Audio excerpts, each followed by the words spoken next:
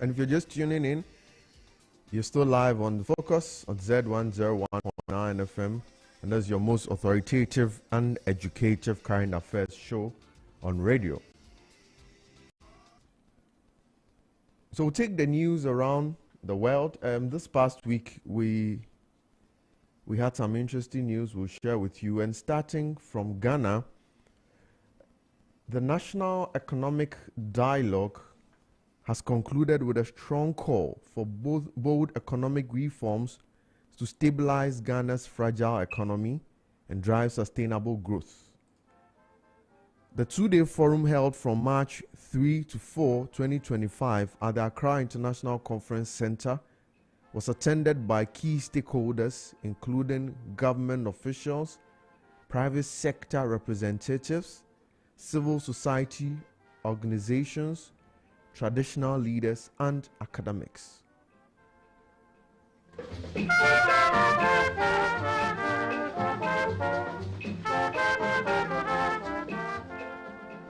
And also this past week, the Constitution Review Committee announced its plans to engage with various stakeholders and the general public across the country as part of its ongoing constitutional review process. These engagements will take two forms: targeted consultations with specific stakeholders on key constitutional matters, and an open-ended zonal engagement for the wider public.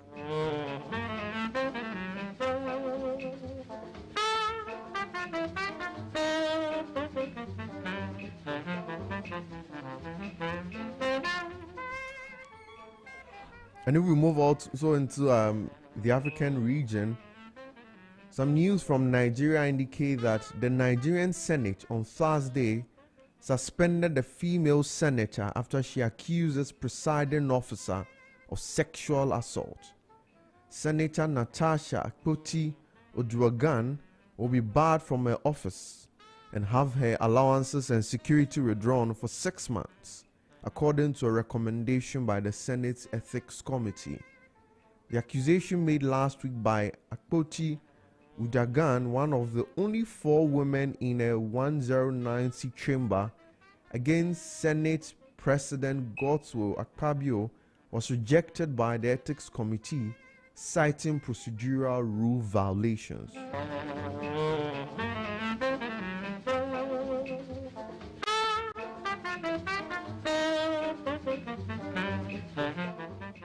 Also in South Sudan, several people have died in South Sudan after an attempt by the United Nations to evacuate members of the National Army who came under fire, the UN has said. One crew member died when a UN helicopter was shot at.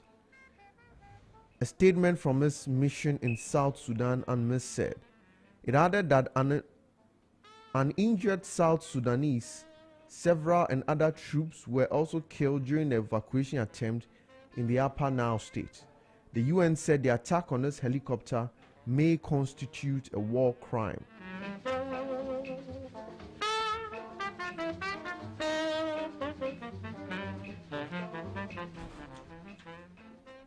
Also in Sudan, Sudan has filed a case against the United Arab Emirates at the International Court of Justice for alleged violating its obligations under the Genocide Convention by arming the paramilitary Rapid Support Forces, the International Court of Justice said on Thursday.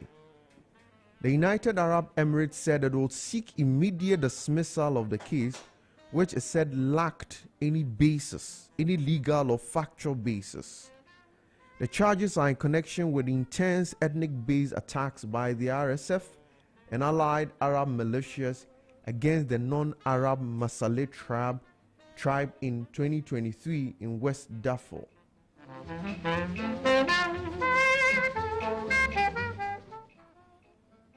And if we move to some international news, Prime Minister Donald Tusk of Poland has announced that work is underway to make all men in Poland undergo military training. In a speech to the Polish parliament, Tusk said the government aims to give full details in the coming months. Tusk said that the Ukrainian army has 800 soldiers, whilst Russia has about 1.3 million, and he wants to increase the size of the Polish army, including reservists, to 500,000 from around 200,000 now, hence the introduction of this initiative.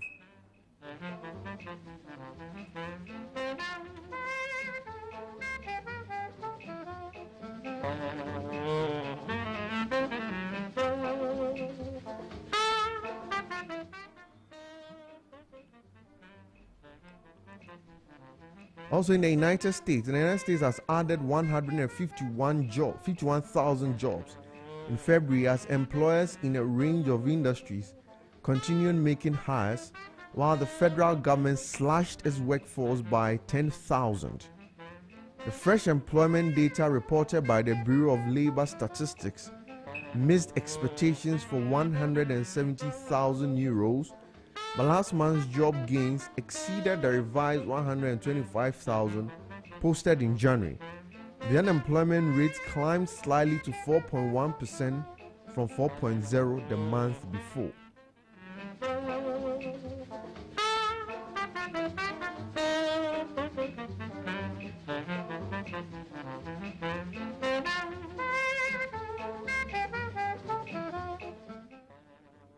Also, Russia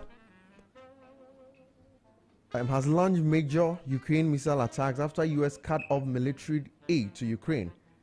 And the Russian forces have damaged Ukrainian energy and gas infrastructure overnight, their first major missile attack since the US paused intelligence sharing with Ukraine, piling pressure as President Donald Trump seeks a swift end to the war.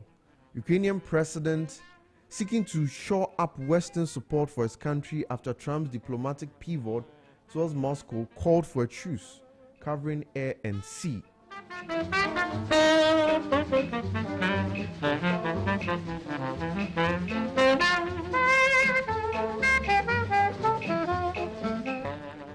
This is still the focus on Z101.9 FM. We'll take a very short break, and when we come back, we'll launch into the main conversation for today. Do not go away.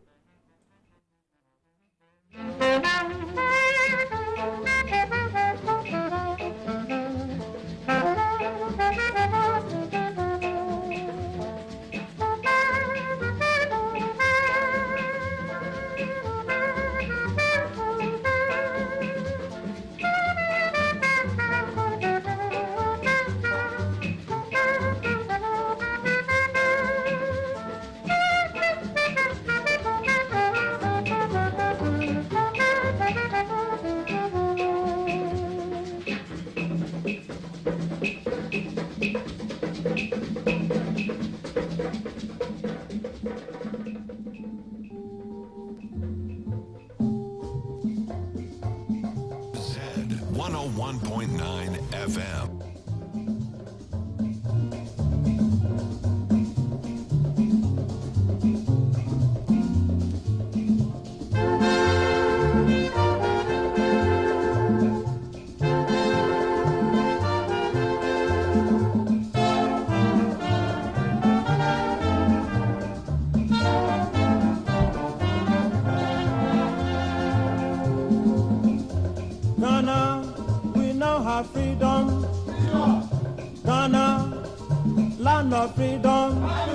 Toils of the brave and the sweat of their labors, toils of the brave which have brought results.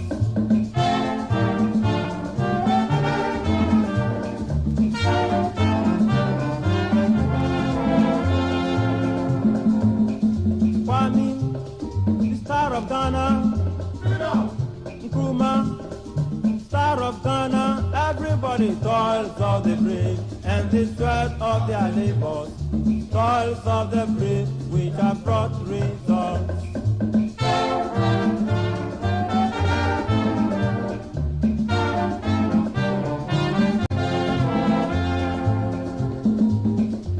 Ghana, we now have freedom. Ghana, land of freedom, everybody toils of the brave and the sweat of their labors, toils of the brave which have brought results.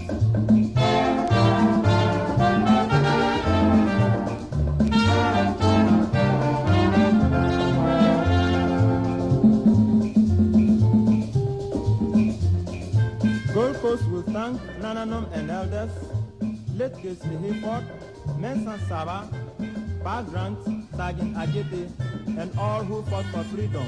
Everybody! Toils of the brave and the sweat of their labors, toils of the brave which have brought results. You're tuned in to Z 101.9 FM, your lifestyle, leisure, and business radio. And the sweat of their labors, toils of the brave which have brought results.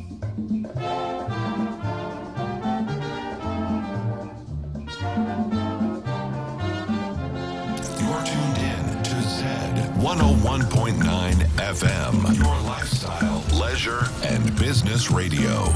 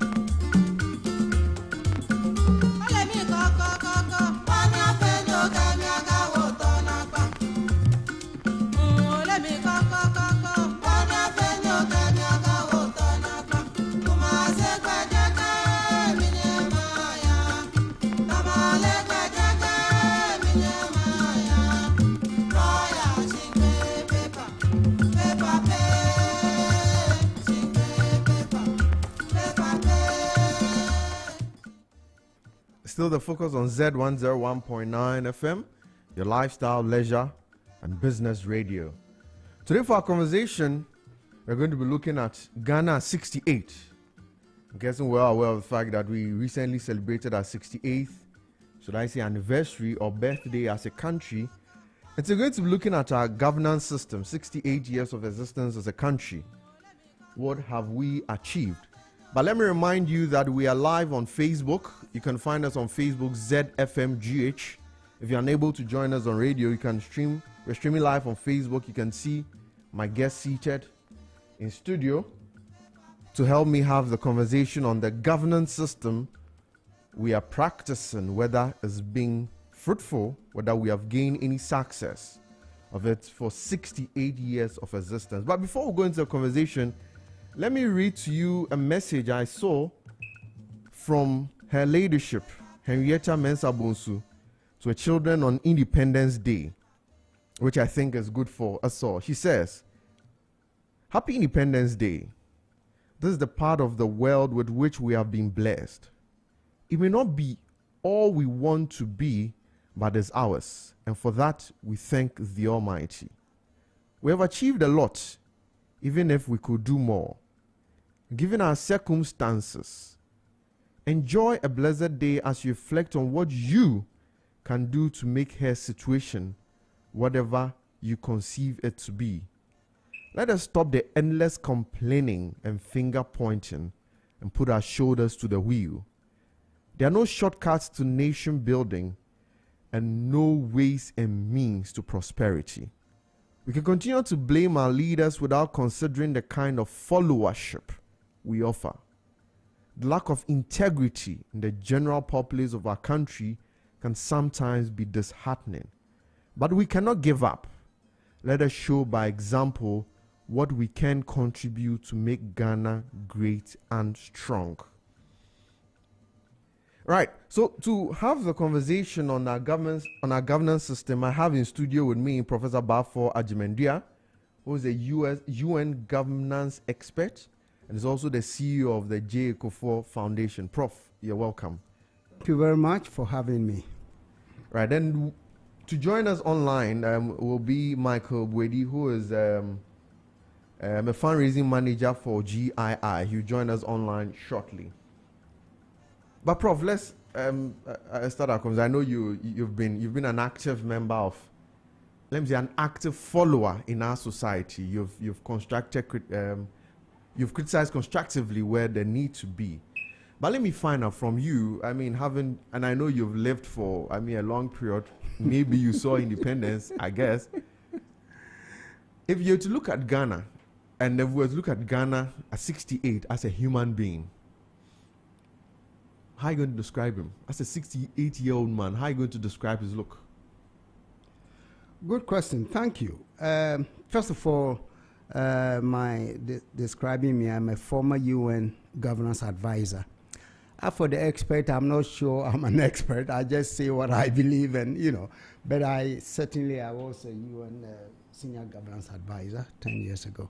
Now to your question. First, also let me commend the statement you read from Her Ladyship Henrietta Mensah-Bonsu. I think it's an excellent statement that she issued to children, because certainly our country for all these years have been a country of lamenters. We are all lamenting and putting the blame on everybody else but ourselves.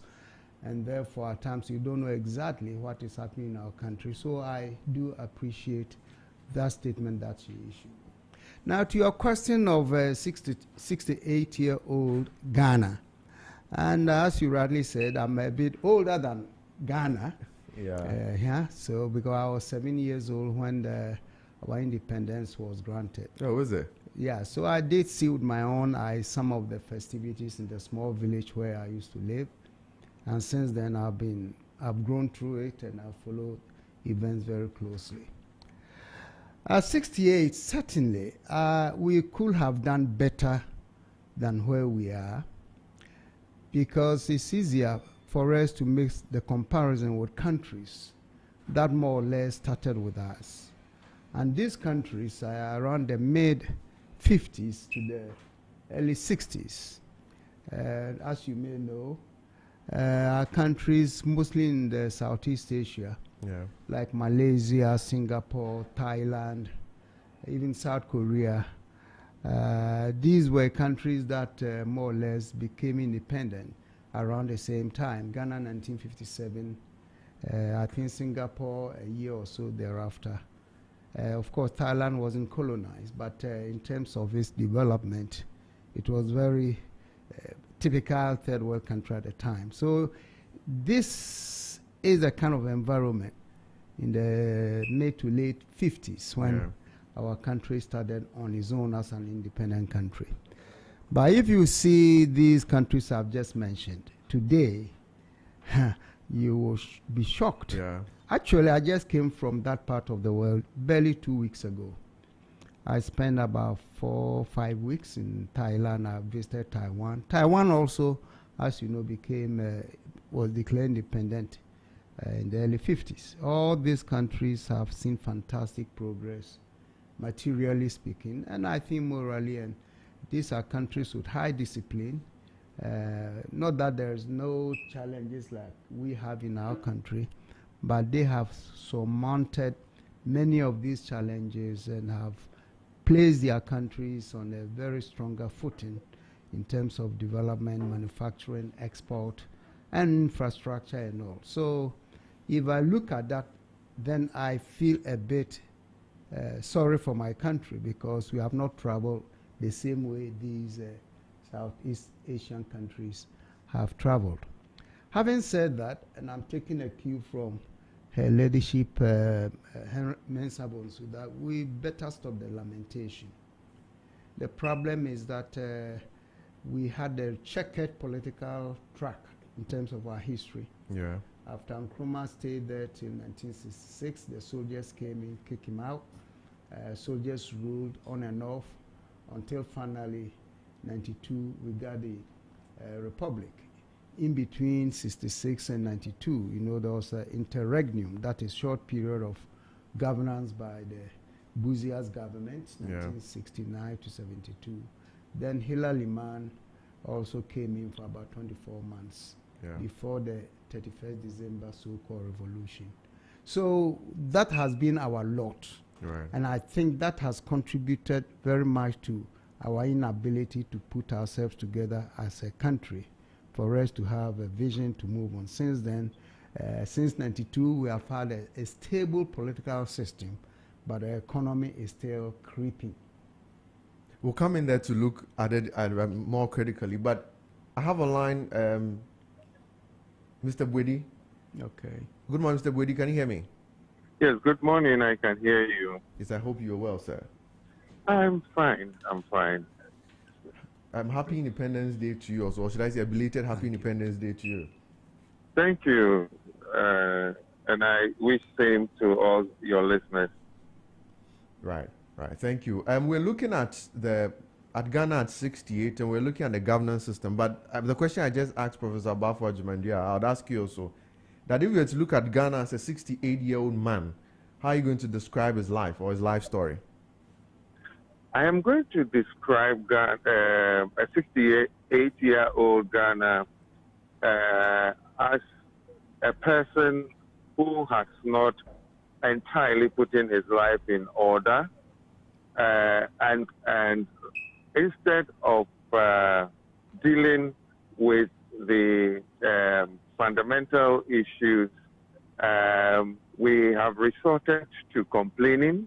As people these days, people prefer to use lamenting, and then we have blamed everybody but ourselves.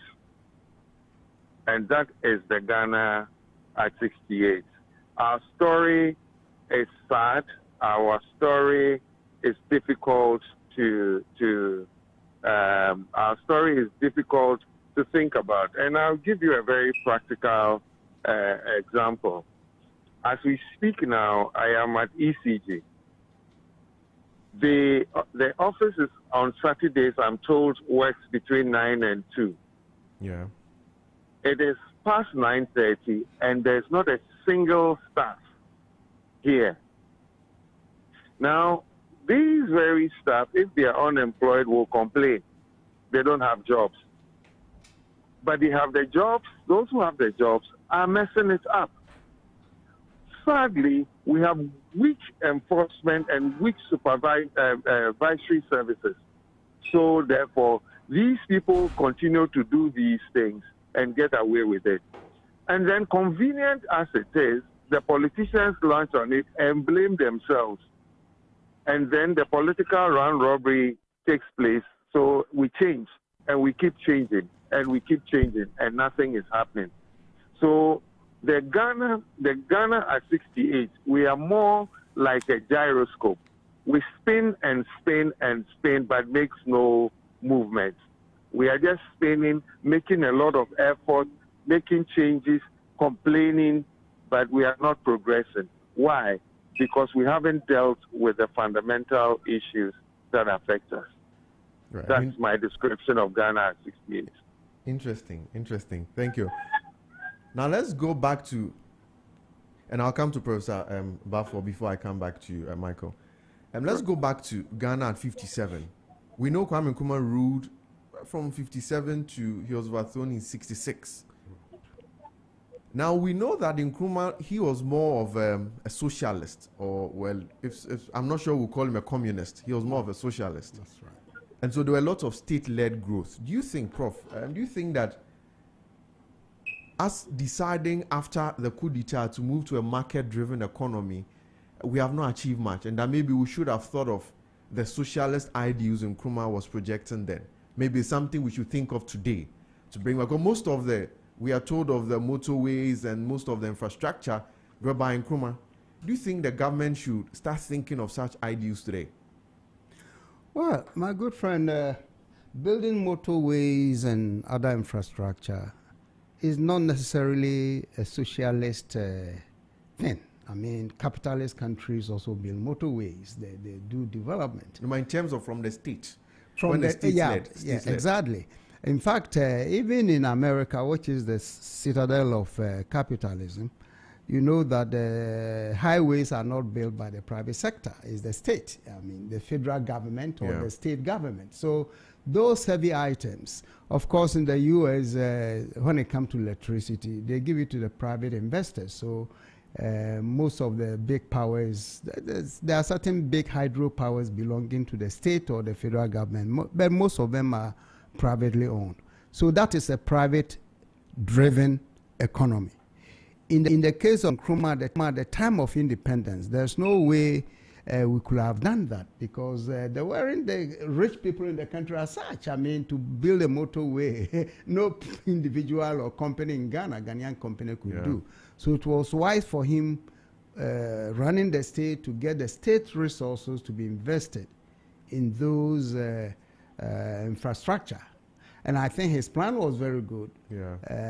Not only roads, but schools, some hospitals, and, you know, all kinds of infrastructure development that he gave. So that was right. After it's over, to your question is to have continued that. Unfortunately, we haven't had a visionary leader like Nkrumah, whose vision, I don't even want to think he was a socialist. He was a humanist. He saw how best this country could progress and just use the instrument of the state to push that, you see. And it's the same today. Even though we don't call it socialist, who builds our roads, who provides water, who provides electricity? It's the government. But in terms of the consistency, you see that it looks as though Kwame Nkrumah had an agenda. Yes. So there was some consistency in what he was doing. But kind of looks like it's quite sparse. You're right. Nkrumah's agenda was focused. Yeah. That the state should do A, B, C, D. Yeah.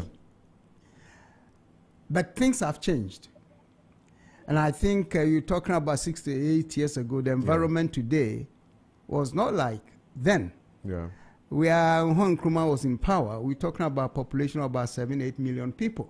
Yeah. Now we're talking about 33 million people. So things have changed. And if you look at the on the global scene, the way geopolitics have reshaped the world, your relations. So things are different. But I think within that perspective, we can still be grateful to Nkrumah for his initiatives. Yeah. But whether if Nkrumah was president today, he could do what he did then, I'm doubtful, because things have changed. That is to say that every generation has its own development agenda. Every generation has a way of approaching its development. Yeah. His generation, across the continent of Africa, that was the approach. Nyerere, I can mention many of them. That was the approach. But things have changed. Things changing doesn't mean that we should not do what he tried to do. We can still do it within our present context. So I think my point here is that the leaderships we are getting since Nkrumah, I don't think have been able to project that kind of vision that he had, that kind of dynamism, that ability to capture people's imagination, mobilize people, for people to follow, and that is what we have been missing. Since then, I don't see any real focus on our development. Governments come, governments go. They come with their own thing, and the next one comes and reverses things. So we'll be marching time, as I think my friend said earlier. But assuming Nkrumah hadn't been overthrown, if we take, let's say, Singapore, the Lee Kuan Yew approach, he handled them for a long period. Yes. He managed to establish his vision and agenda, until when it was time for him to exit, they just had to continue it in light of modernity. That's right. So assuming Nkrumah hadn't been overthrown in 66, do you think Ghana would have been better? That's a very interesting question you are raising. And I have considered longevity of governments as one of the critical factors for development. Yeah. You see, Lee Kuan Yew was there like 26 years. Yes. Mahathir of Malaysia was there 22 years. Yeah. What else? You can mention these countries. Yes. You see that there was a focus, yes, concentrated, sustained development efforts they for were a able long to period. do what they wanted to do within the Precisely, period. before they retired. Before they retired, yes. After which the country... And even currently we have, what's the Rwanda? Kagame. Kagame. Who is doing same. You see that Precisely. he has an agenda, Precisely. running with it. Precisely. Maybe his time will come that he will leave, but at least you would have been able to establish what he wants to do. You made my day today by raising that point, because Yeah. it's been one of the key issues I'm trying to get to the public. Yeah. That in a way, maybe we can look at our difficulties today after 32 years of our republic, fourth republic. Yeah. That the constant changes and reverses could be part of our difficulties. Because as you said, Lee Kuan Yew for 26 to 28 years was able to establish the country, put it in a path that has become irreversible. Yeah. He instilled some discipline in governance, corruption, and all those things were stamped out. Not that they were not there, but he developed a system that controlled it. If you go to other countries of similar approaches, you find the same. Yeah. So maybe part of our problem today is a system that requires regular changes, that requires that each one coming in present his own manifesto, and based on that you win and you try to do. So there is no foresight, there is no consistency, there is no national focus, you see. Yeah. And I think that has become a major problem that we have. So if Nkrumah has stayed on, as you asked, and he was able to be consistent in what he was going to do, I think we could have come close to what you're talking about. Yeah. But mind you, the political context different. Lee Kuan Yew was able to get opposition people to come along with him. Yeah. So even though there were some dissenting voices, they were controlled and they were cooperating. Nkrumah didn't have But in getting them to come along, wasn't just the use of a strong hand? Combination of strong hand, what we call carrot and sticks. Yeah. A combination of strong hand and appeasement and all that. Right. Lee Kuan Yew did not throw his opponents into detention. You could leave the country, but he never did. Yeah. In Ghana, that's the opposite under Nkrumah. Yeah. Opponents were thrown to someone, you see. So the politics that a leader pursues has a way to determine whether or not you achieve, people will support you to achieve your aims. You cannot be a leader and constantly your people are fighting you. So your ability to build a country, unify your people behind you. Of course, there will be always some instances of dissent and opposition. That's normal.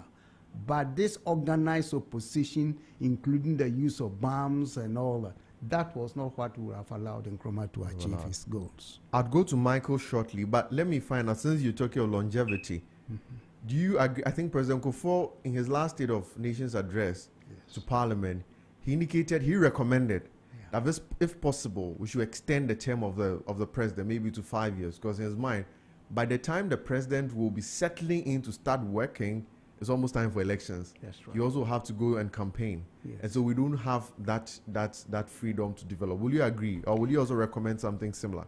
I agree totally. I agree. And even the 5 years may be a little bit too short. But you see, when you raise this question, then there's a counter question about what about if the person is not good? Do you keep him for that long? Exactly. But I would say, look, it will mean that if you shift the time to 6 years or whatever, then you create a system where the checks and balances are stronger, including the possibility of a recall or impeachment, whatever, to ensure that if you are president, you do what the people want. So there are certain checks, but certainly 4 years like the Americans have it is not good for us. 4 years, how much can you accomplish? Yeah. So I do agree with the former president. Right. Michael, let me also hear from you. Do you think that the ideals of Kwame Nkrumah, I still want to call it the socialist ideals he pursued, do you think there's something we can look at today? Well, I think that, you see, we always talk about this binary, the capitalism, socialism. Yeah. As the world progresses, they look at the center left and then the center right. And what it tells us is that there is no fixed ideology that develops any country. It is a permutation of the ideologies that gets us going. But our problem is that, you see, if you take all these countries, say you take America, where they have the Republicans, and then we have the, what do you call them? They say you go to the UK, you have Democrats. the Labour, yes, you have the Labour, you have the Conservatives, and the likes. Even though they have this binary ideology, there is one thing that defines them. You come to America, they have what they call the American dream. And everything they do is focusing at unleashing individual capacities. It is focused on building systems. It is not about an individual. It is not about what an individual necessarily can do. But it is about how you make the system deliver on your vision. And irrespective of who comes, Trump or Biden, you would realize that they have certain orientation that is focused, that is consistent, that cuts through. What we have failed to do, or what we continue to do to ourselves, is that if it is MPP and the NDC comes, everything MPP does is wrong, is bad. So we recycle, or we reinvent the wheel. And then 8 years would have gone down the drain. Then we do another set of planning, and then we continue. By 8 years, the governance arrangement changes, and then another set come, and then also dismantle everything. So we are marking time. It is the focus is not too clear, and we keep, doing things bizarre. Look at what we did with our education, the JSS. This thing, 4 years, 3 years thing. Yeah, senior high. Now look at what the debate that is going on with the free SHS. There is no clarity as to what we need to do. If let's say, if we take the free SHS, if there are challenges with funding, the thinking should be, how do we engineer a funding mechanism model that ensures that the policy, which we all agree is a good policy, remain, yet it is perfected. Because you see, the free SHS, for instance, is delivering quality, is supposed to deliver quality and also access. Yeah. So we realize that, well, on one breast, the access is being delivered, but the quality is suffering. How do we elevate the quality? That is where the discourse should go. But here again, you would see, as we go back and forth, we will dismantle everything. Curriculums will be dismantled, teachers will be retooled or trained, and then 4 or 8 years will come and we've not done any fundamental change. So that is the problem. I cannot disagree or agree with Professor Bafo's issue about longevity, because, obviously, he has had more governmental experience than I do, and he's more read than I am. So he has a basis and experience to back it up. I think that in addition to longevity or the time scale, there must be consistency in ideology or policy, irrespective of which ideology you would use to implement the policy. There must be a clarity of goal and a purpose that we are driving this country to. The way things stand now, it is so murky, it is so confusing, and everybody comes to it. The other thing is that if you look at the Lee Kuan Yew, What Lee Kuan Yew didn't do any magic. What he did was to put in place systems. So the systems will fight you when you want to be corrupt. The systems will deal with it, and he was committed to ensuring that the system work. Yeah. The financial arrangement that he put in place, he did not carry money and shared it. He put in place systems that ensures that they will have a certain financial backbone where they would be able to benefit. The investment that will come thereof will benefit. When Lee Kuan Yew supported private business people, they don't ask which color or which party you belong to. Yeah. So long as you have an innovation that will project the country and will create employment and wealth for its people, they supported you. So this is what is lacking.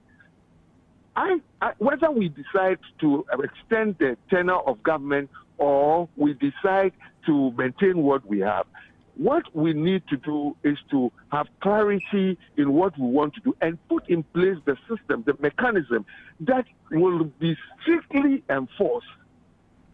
Right. Other than that, we will get nowhere. We will change, we will experiment, we will import policies, and then implement it anyhow. And then again, we are back to nowhere. Right. But let me ask you a very bold question. I've seen recently on social media that people have been commenting, the NDC came, they failed us, MPP came, they failed us, everybody is failing us. Now it looks like there's a section of the youth who are pushing for us to have a military government, because the understanding is the military government that can introduce the discipline we need. What do you have to say to that? Well, we've had military governments. We had a Champo, a Kufu, President Rawlings. Yeah. They did deliver. So it is not the government style or approach. It is the thinking, it is the mindset, it is the skill, it is the experience, it is the focus, the drive. I mean, look, I'm telling you, we, the citizens themselves, we have ourselves to be blamed. Who are jumping the red lights? Who are staying home and not working? Who are taking the bribes? So there is a certain mindset and orientation that we need the leadership to drive people away from and reorient them to do the right thing. Other than that, I don't think we're going to make any progress. Yeah, but is it not this reorientation that they call for? Yes, that man in uniform with a rod, who when you jam the traffic, we are not coming to have too many discussions, you are punished. And in fact, you can see how people have applauded the leader in Burkina Faso. Well, people think that he's doing something great, maybe because they think he's in uniform. Is that not the reason why people think that we need that strict man who, when you jam the red, we are not going to pay bribe anywhere, you are just punished because he's a man of uniform? Well, evidence shows that approach does not work. It's not sustainable. Right. Because when the man is no more, what happens? Right. Yeah. When the man is no more, what happens? What we are calling for is a more sustainable approach where you build institutions and build rules and ensure that those institutions function and function properly, so that when the man is no more, the new man that comes will function within that same institutional arrangement. Very well. Thank you. Prof, I'll move to you. You're still looking at military government. Do you think, having lived across the period, do you think that the military governments we had, there was any benefit we got from them? Did they introduce anything new that we may have to rethink, starting from the 66 school, the NLC, Ankara, Afrifa, and the rest? There's a general, what I would call a blanket statement I will make to start with, which is that we do not need a military government. And I agree with my good friend Boadi that none of the military regimes we have had, and we have had 4 of them, really proved themselves to be better than civilians. So bringing back military is not. And I think Ghanaian armed forces are not even interested after their own experiences in the past. I don't think they are interested. But there's something that we need to put our fingers on. And I think my good friend alluded to that in many ways. That is the mindset of Ghanaians. Because it seems to me that is the mindset that a leader is able to instill in the people that helps the leader, that helps to drive the national agenda. And mindset, as I see it in our country, is universally Ghanaian, and therefore, if you are Ghanaian and you come into leadership with the same mindset that all of us have, generally speaking, then you're not going to do anything dramatically different from the past. You see, all the countries that have succeeded in development, especially the East Asian countries, there's two cardinal things I'll make. One is the integrity of leadership, and two is the discipline of leadership. And these two values being successfully pushed down to the populace. In other words, introducing these values and enforcing them amongst your people. Look, when Henry Quartey became regional minister for Greater Accra, Yes. I live in Adenta. Yeah. He introduced something that was fascinating. If you drive by the Congo, we call Zongo Junction, Zongo Junction. always the Yeah. pedestrians are all over the place. The road was always choked. Thank you. He came in, did some construction to separate, and then started with certain officers who will stop you from crossing, directing you to go and use the pedestrian bridge. Yeah. It went on for a while. Then he also brought this idea of sanitation, you can't drop and blah, blah, blah. It also went on for a while. Today, go by, I came through that part. Today, it's back to zero. And I can cite so many instances where our leaders try to do something, to use your word, they are not sustainable. Yeah. Because the Ghanaian mindset has not been changed yet.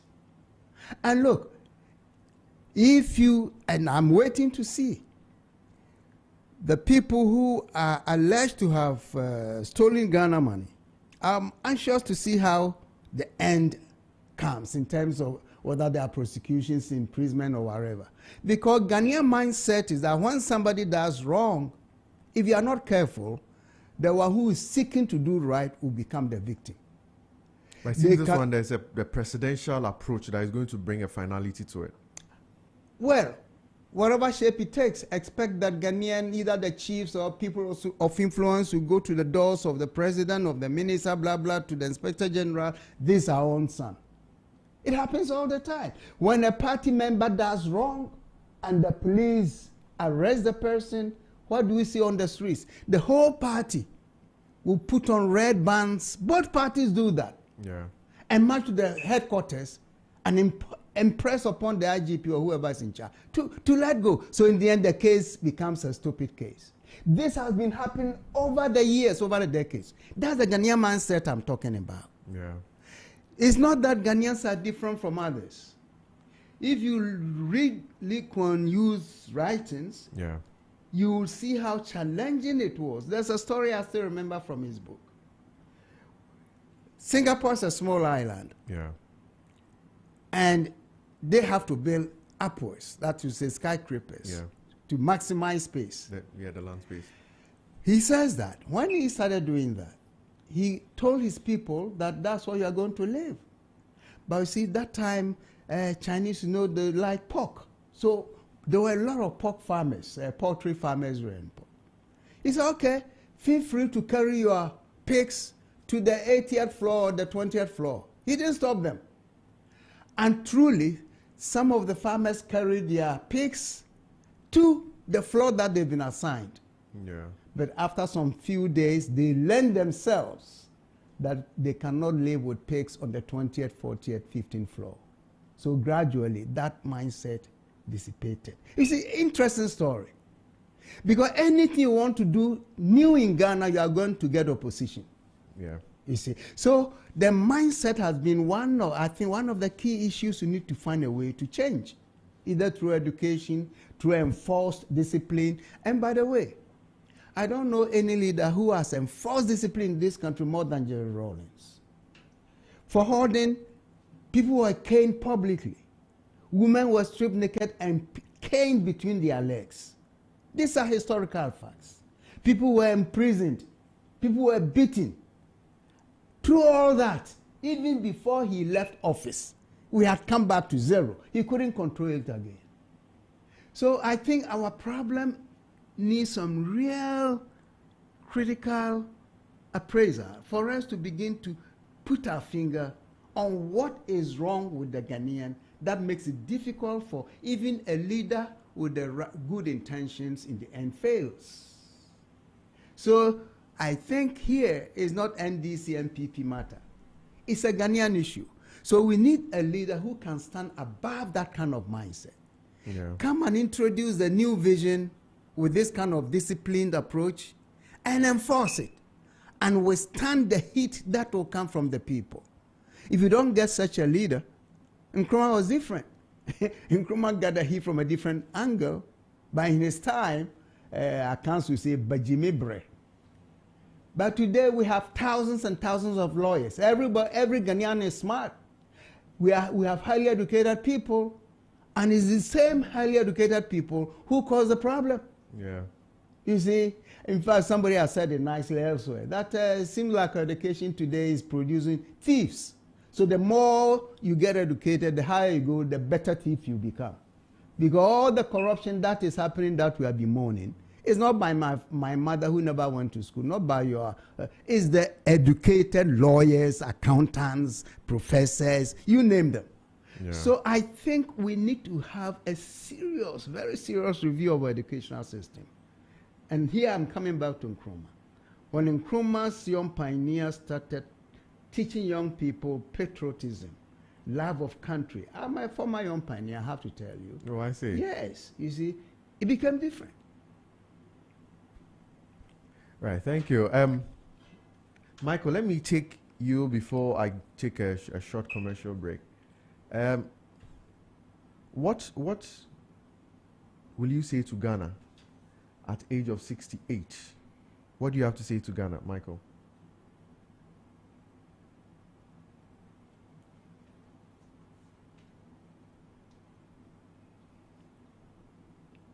Oh, sorry, I think I've lost Michael. We'll try and get him back. Okay.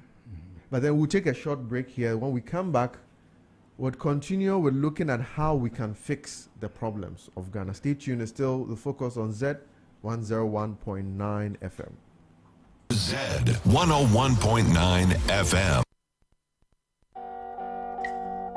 You're tuned in to Z 101.9 FM. Your lifestyle, leisure, and business radio.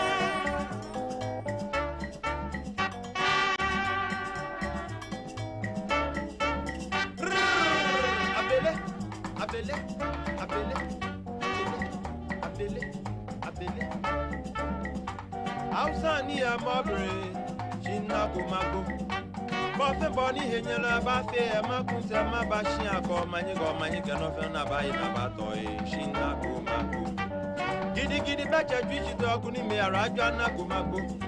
Bofe boni henyela ba fe makuza mabashi ako manyi gano fena na baye. China gumago. Bofe bono ba fe makuza mabaye. China gumago. Shiarajwa bote no baye. China gumago. Abele.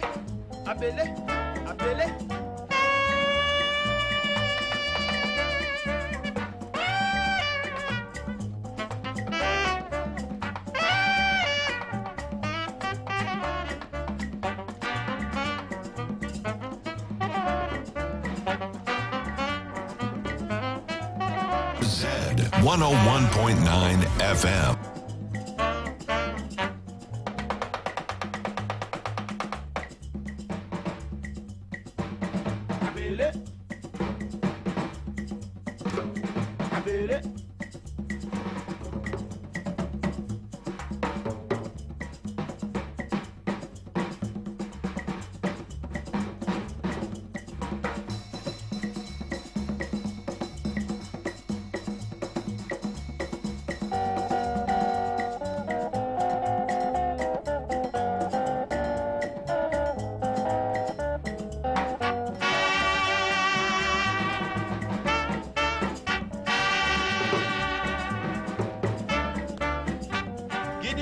Aja Twishi Dokuni me Arajana Gumagu.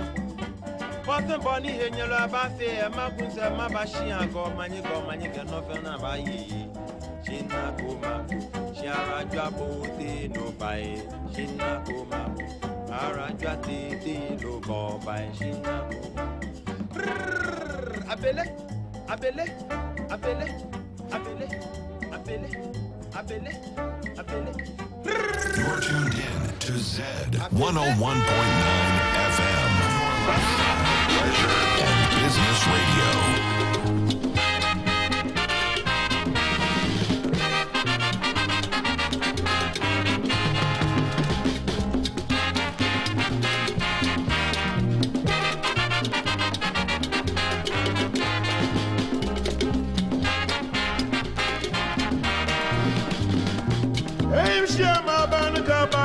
Say, hey, Bishama Banaka Bandamasa.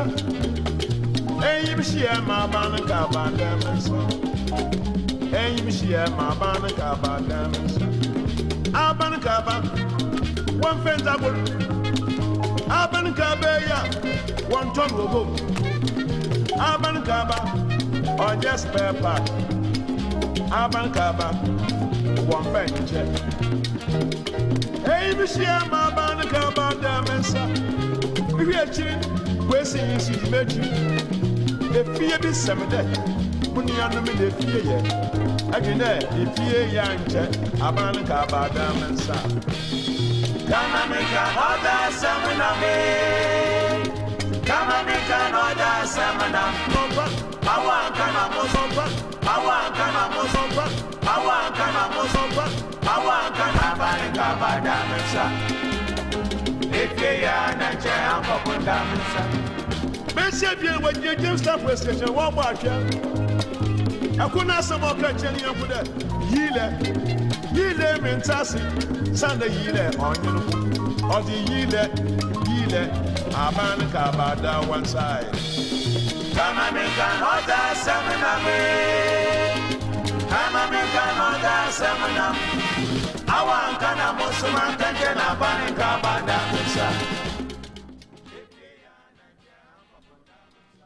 Welcome back. Still the focus on Z101.9 FM.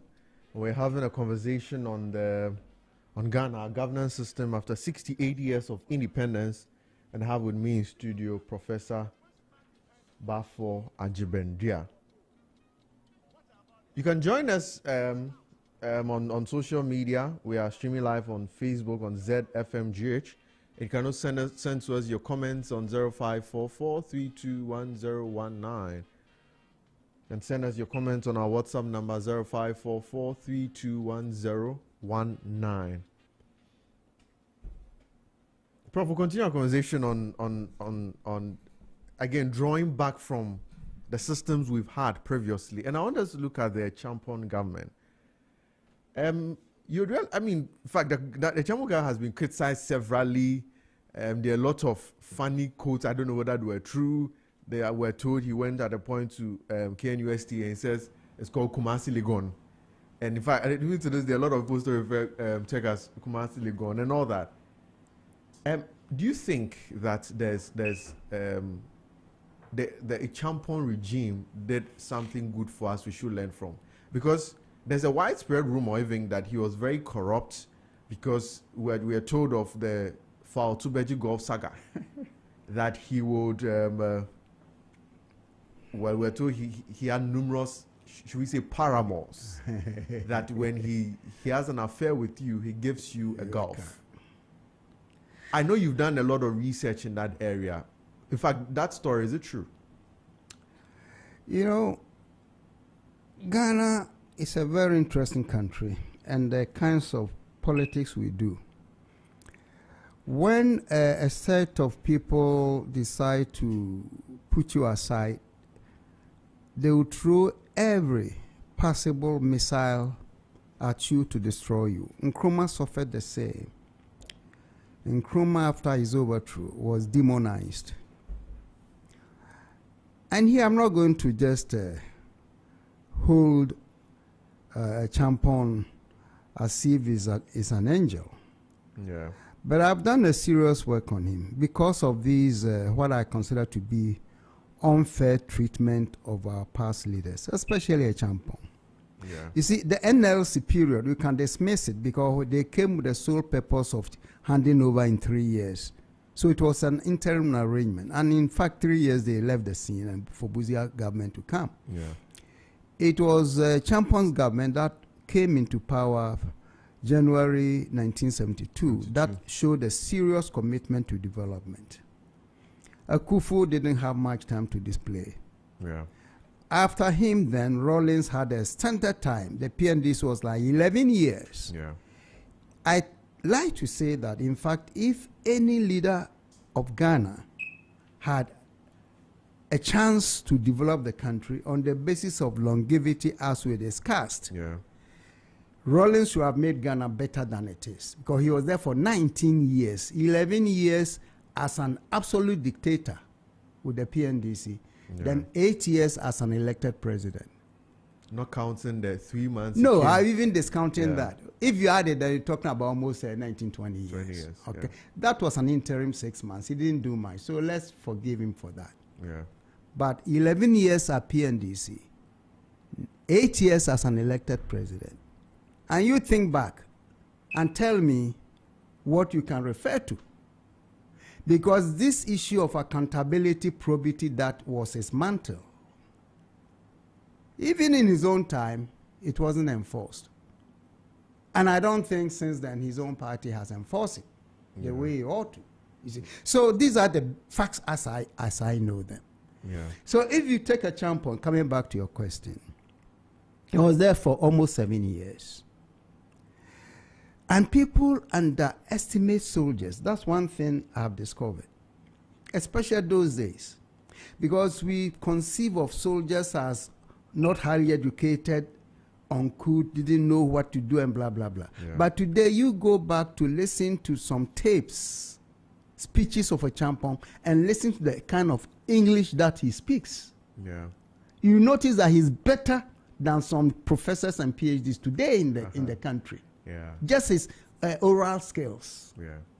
Because in the military, at the time they didn't call them universities.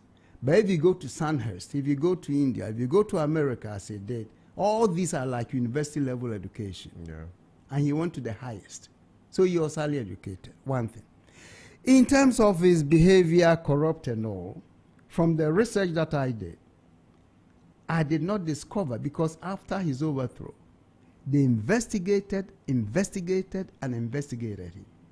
They could not establish an iota of truth in the allegations of corruption. Why? First, they discovered that his only house was built in his hometown, which is still there. He introduced Dansoman Estates, Teshinungwe Estate for soldiers. He never had one. A corrupt person could have had 4 houses. Today, the young people in politics today, they buy West Hills, millions of dollars they do. Young people who never did any job besides politics. Okay? So when you look back and look at those days and Champong and his colleagues and all, some were corrupt, and Champong could have been corrupt, just that we haven't established it. Okay? Then this idea of Tubeji, his time. That was really widespread. In fact, that was one of the biggest course. corruption scandals that Sure. he was hit with. His enemies used that story to destroy him, forgetting that Beetle, that Volkswagen that became Tubeji, was assembled in Ghana. People are forgetting that in the 70s, we are assembling Volkswagen, which is now back again. Yeah. We are assembling Toyota. We are assembling BMW. Yeah. Okay, in Ghana. And because they were locally assembled, they were cheaper. And the women at the time, Makola women and other traders, were more enterprising than the men. So the women newly arrived, or what you may call the new nouveau rich, the rich, they were able to buy the cars. So how can you think of one man going to bed with 1,000 women and giving each of them cars? You see. But if you look at history, Professor, are you saying that story was not true? oh, my brother, that's why I'm giving an example. Even if there were 500 women with the cars, are you suggesting that he went to bed with all the 5 to give them Volkswagen? Maybe some of them, maybe some of the women were able to afford. Some sure. else, maybe a majority of Look, them. let's put it this He way. gave it to them for free. Let's put it this way, in a Yeah. very blunt way. Yeah. Any man of influence and power today, if you are not careful, women will flood around you. And if you like women, you go to bed. That is a fact. Politicians, leaders, any position of authority that a man gets, Yeah. if you are not careful, you get corrupted by women. So I'm not saying that he didn't like women, because that would be stupid on my part to say. So Yeah. it's likely, like you say, 1, 2, even 10 women may have gotten cars from him. No evidence though, but let's grant that that happened. Yeah. You see, so those things were around, and I don't hide away. But importantly, I have to stress that his last 2 or so years, Ghanaian economy sunk. The economy ran aground. Hardships occurred. The currency just dropped. Those were the things that really made a lot of people angry and disenchanted and called for his overthrow. It's overthrow. So certainly, in his last 2 years, the country faced serious economic challenges. I don't know whether it's the same today or not. I don't know. But then, I mean, I know he had some good policies on Operation Feed Yourself and what have Exactly. you. Does it mean that it was not enough to sustain us even from economic hardship? You see, if you go to his development initiatives, Yeah. it's one of the best I've ever seen. In fact, between 1973, 74, 75, Ghana never never imported rice. We produced enough rice with Operation Feed Yourself, so much so that we were selling rice to our neighboring countries. Because now I know the President Mahama, as part of the State of Nations address, was calling for us cutting down on imports instead of chicken and the rest. Every government comes in, they make those pronouncements, and I'm praying that this time we get it right. Okay. That we have been spending so much money, energy, resources on rice cultivation, and what did the Kufuor government call it? Planting for food and jobs. Yeah, for food and jobs. We wasted so much money, we still importing rice. So let's pray that this time we get it right. But So how it- did Echampo- sorry for cutting, Yeah, how did sure. Echampo implement that Operation Feed Yourself that you think that this government can learn from? You see, a champion, despite his later mistakes, was able to mobilize people. When he introduced Operation Feed Yourself, it was voluntary. He didn't pump money. He appealed to the people. If you are around at the time in Accra, you go to Burma Camp, another place, Airport Residential. That time, East Legon wasn't born. There was no East Legon. Yeah. People were planting their own food at their backyard. That's what he said. And he did the same at his backyard at Arakan Barracks. He said, look, there's no need to throw our money importing food that we can produce, because the essence of his governance was what he called self-reliance. Yeah. Ghana should be able to rely on itself and avoid spending money on areas that will not be productive. Yeah. You see, that is what a champion did. And it caught fire with the people. Right. And truly, it happened. That time, tomato production, garden eggs, plantain, all over the country. And that is what President Mahama, if that's what he wants to bring back, I'm with him 100%. Because there's no point Ghana sitting here on this land and importing tomatoes from Burkina Faso, a desert, importing all these kind of onions from Chad on a desert, and we are here. So we need that kind of leadership to change the political economy of our country. Yeah. So I will support Mahama wholeheartedly if he's able to revive that spirit and get Ghanaians to be more productive than consumptive. Yeah, but now you know that our external debts are also extremely high. When we go back to Echampo, he had this policy of, is it Yintia? Yintia. Where, and I know it came at a huge backlash. I mean, I don't know whether he was sanctioned externally, but I presume so. Interestingly, that time when we talk of national debt, it was just around $320 million, Right. which is, in the scheme of things, no money. Yeah. And he said to affect about $96 million. Yeah. Because these were debts that they discovered were tainted with corruption. Also, it wasn't his entire external debt. No. It was Okay. $320 million. Okay. Out of which 96 was found to have been tainted with corruption in terms of the contracts that people had signed previously. Okay. And he took that bold decision. But But corruption from who? From our from end? previous governments, you know, so like from our you end. go for a debt, you go Yeah. and sign a contract, like we still do today. Yeah. And they get some kickbacks. So instead of maybe 20 million, you come back, you say it's 30 million. 30 million. Right. That's right. corruption has been with us since Nkrumah's time. Right. So when he discovered that, I said no. And he was able to withstand the international creditors that this was wrong. They even took him to international court. They lost, you see. And interestingly, after that, Acheampong is known today to be the only leader of a country who never secured a debt, loan. Is it? He never secured a loan from anywhere in the world. It's on the record. He took never- no loan from an international body. He never. So it means that for his government, for that period, there was no loan. Go to the records. Go to Bank of Ghana. And I did all this, so I'm not sitting here blabbering about Acheampong. He's not my saint. He's not my father. But when the truth is there, you've got to say it. Right. I checked the record. He never took a loan from anywhere for the 7 years. You see. So how is he financing his government? Internally generated.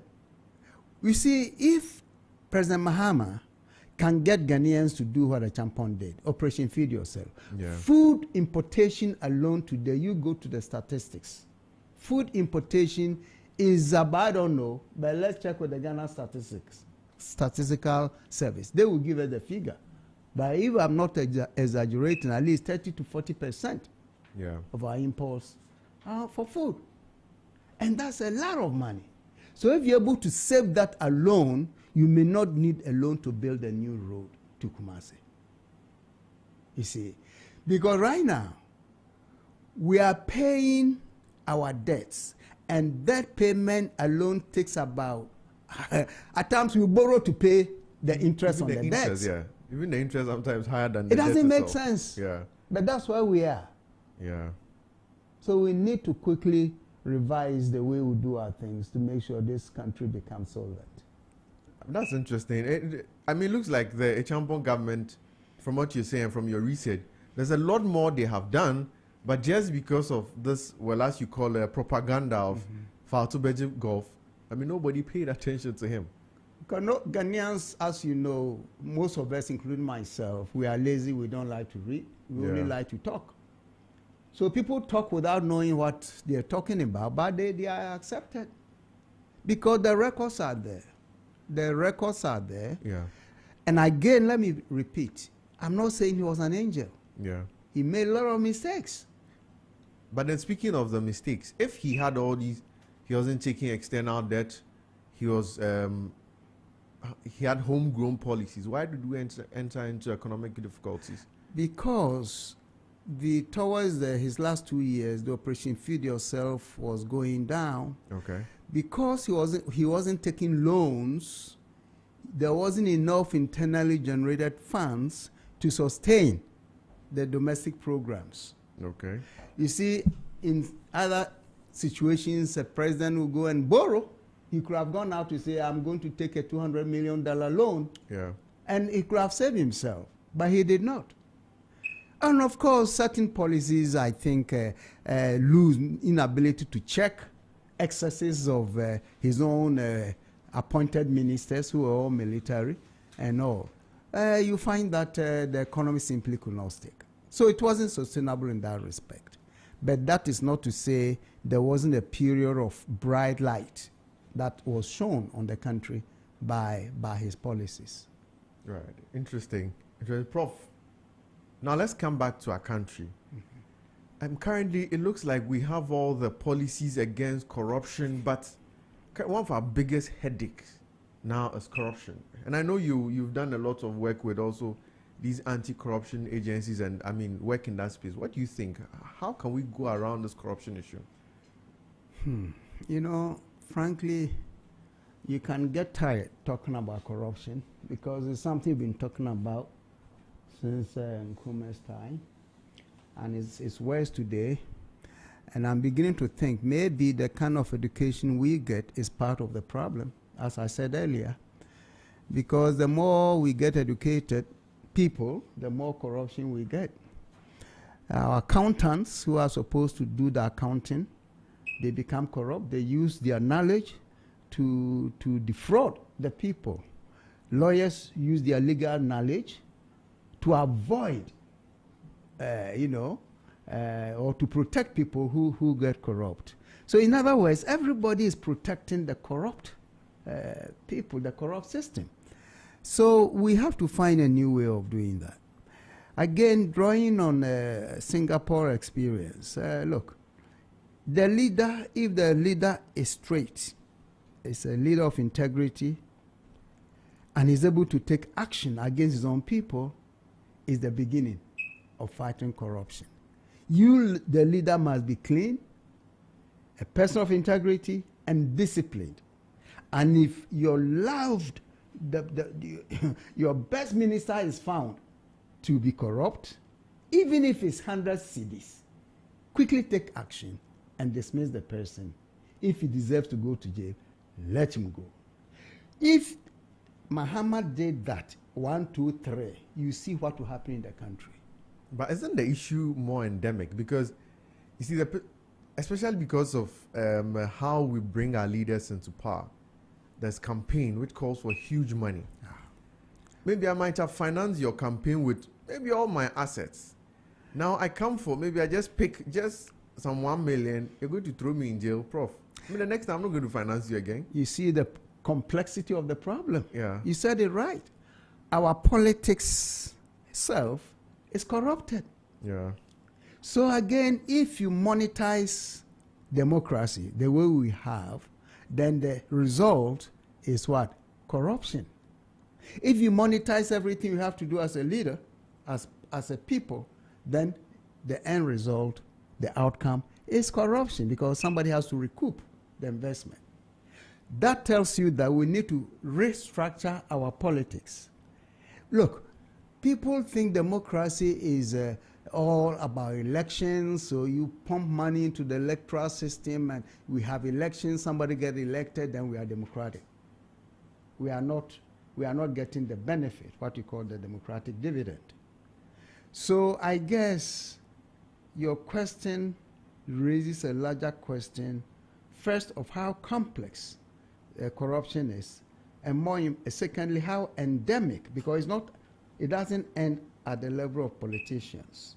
Corruption cuts across everywhere in our society. Yeah. Of course, we have what we call the grand corruption, people in power taking millions out of contracts, and the petty corruption, policeman by the roadside collecting CD or 5 CDs. Petty versus the grand, but all are corruption. Yeah. A good friend of mine, Professor Prempeh, has made his point about corruption, that to tackle corruption, there's what we call the motive, your motive to steal, and the opportunity to use that motive to steal. So if you do away with the opportunity, then that motive will be, kaput. It can't act. So there are all kinds of things. Okay, so recently, by the way, we had the Office of Special Prosecutor. He did a press conference. If you heard him, yeah. It's like almost the way I understood him, it's a useless case. I mean, he doesn't even know how to tackle it because everybody is corrupt and people are coming after his life. So how do we deal with that? That's why I'm saying that for me, it should start from the top. If a president is able to, that's one thing I think Akufo-Addo failed. If you're able to hold your minister, whether it's your cousin, your brother, whatever, responsible, hold him to account and face the consequences. You do that 1, 2, 3, 4. You see what will happen in the country. It will reverberate all the way down. But he started with, is it Honorable Boakye Jackson? So President Nana Addo, former President Nana. You know when that, what's the name of that contract? The Ameridi, when he thought that he had deceived him. Immediately fired him. Well, it wasn't announced as such. Let's be honest. Right. If somebody is corrupt and you fire, let the public know this person stole this much or signed a fraudulent contract, he's been sacked. Was it announced like that? Well, it wasn't. And in fact, Honorable has also come out to also explain he wasn't corrupt. He wasn't corrupt. So where is the truth? Is that what the Akufo-Addo said or what the Honorable is saying? That's what I'm saying. If you look at Singapore, how this guy dealt with corruption. Even last year, a minister of transport in Singapore went for a conference somewhere. And I think a petty amount, I think $1.5 million, I don't know exactly why. He came back, it was announced that he'd been caught in that, dismissed and put on trial. As I speak to you, he's in jail. That's how you fight corruption. But not when somebody does wrong. He's my cousin, he's my uncle, and the chiefs will put on their big clothes and walk to your house or your office and say, that's our nana. Yeah, nana, no. Yeah, office, no. They will cripple the president. It happens every day in this country.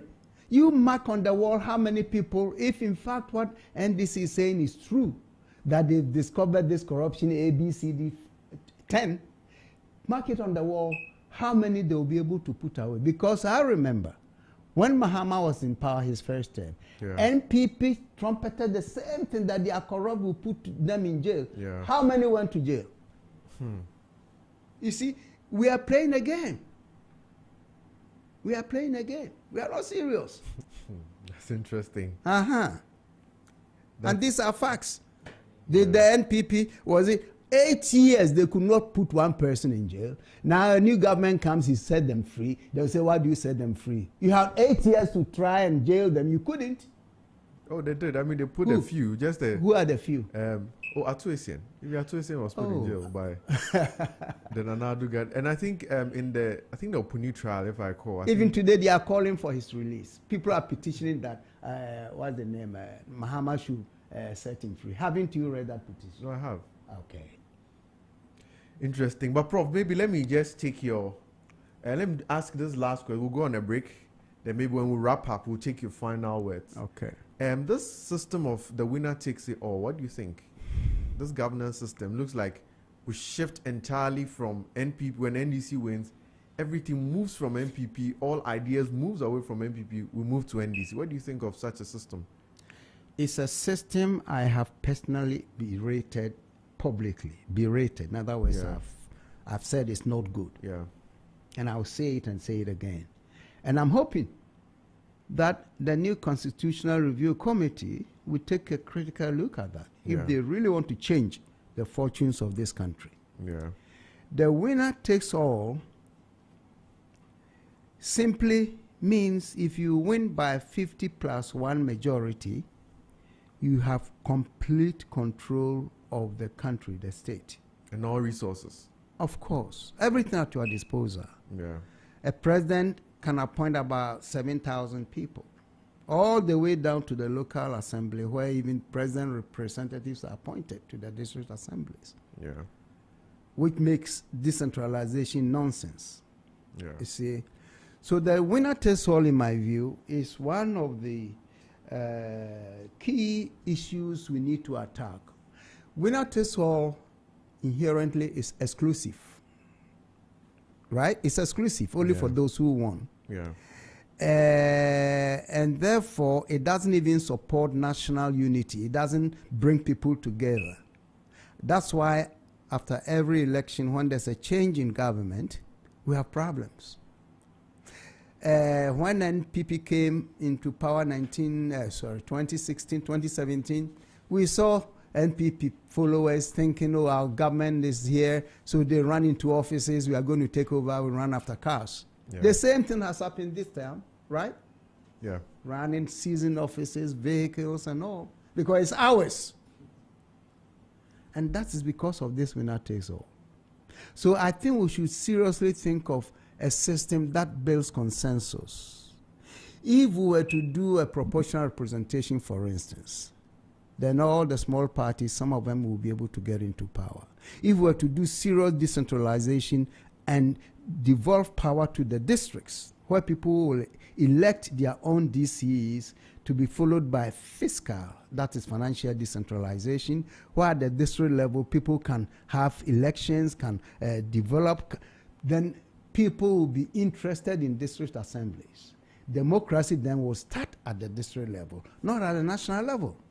You don't finish university and quickly join a party, run your mouth louder and louder and louder. If your party wins, you become a minister with no experience behind you. Yeah. But if we were to have effective democracy at the grassroots, where even the assembly membership is elected, people can learn to cut their teeth at the district level before they graduate to the national level. And then we are building a broader spectrum for politicians. It will reduce corruption also, in my view. We can discuss that later. So I guess all I'm saying is that the winner takes all is a bad system. For us, if it's good for some other countries, we are not obliged to have it also, because democracy gives room for individual countries to develop their own practices, so far as you respect the universal principles of freedom and liberties. Right. Prof says that the winner takes it all system is a bad system. It's a bad system. And we'll have to rather introduce a system which builds consensus. Thank you very much. We're still on the focus at Z101.9 FM. We'll take a short breather. When we come back, we'll put a spotlight on an excellent Ghanaian who is causing massive change in our community. Stay tuned. You're tuned in to Z 101.9 FM.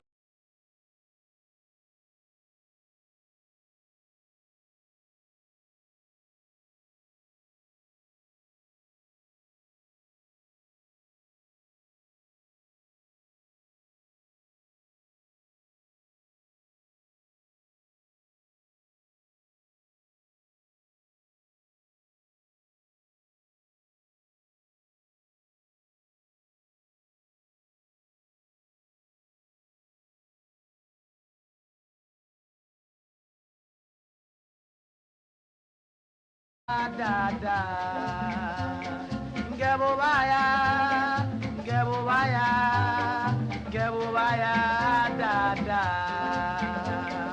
da da da, Mita Mali, Uraidi, Gewe Bife, Gebubaya, Gebubaya, Gebubaya, da da, da da, Mita Mali. Uraidi gewe bife Gebubaya Gebubaya Gebubaya da da